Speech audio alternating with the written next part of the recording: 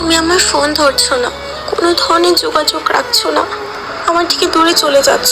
আমি কি কোনো ধরনের ভুল করেছি? তুমি আমাকে বলনি তোমার জীবন থেকে চলে যেতে। আমি চলে এসেছিলাম তোমার জীবন থেকে তোমাকে অন্য কারোর সাথে সুখে রেখে। তুমি এটাই তো চেয়েছিলে, আমাকে সরিয়ে অন্য কাউকে নিয়ে পাশাপাশি চলতে। হয়তো মুখ ফুটে বলতে পারোনি। ভালোবাসার মানুষকে কাছে পেলেই সুখী হওয়া যায় তা নয়, মাঝে মাঝে ভালোবাসার মানুষকে সুখে রাখার জন্য নিজের ভালোবাসাকেও বিসর্জন দিতে হয়। দম বন্ধ হয়ে আসছিল আমার, যখন তুমি আমার SMS এর রিপ্লাই না দিয়ে অন্য কারোর সাথে চ্যাটিং নিয়ে ব্যস্ত থাকতে। কারাগারে কয়দিনে থাকে কষ্টে, এর চাইতে বেশি কষ্টে দিন কাটছিল আমার। তোমার চক্রান্ত আমাকে করেছিল জীবন্ত লাশ। মুখে বলছো আমাকে ভালোবাসো, অথচ তুমি অন্য কারোর সাথে ব্যস্ত। কার জন্য থাকবো, কিসের জন্য থাকবো? তুমি নিজে এই সম্পর্ক করেছিলে নষ্ট।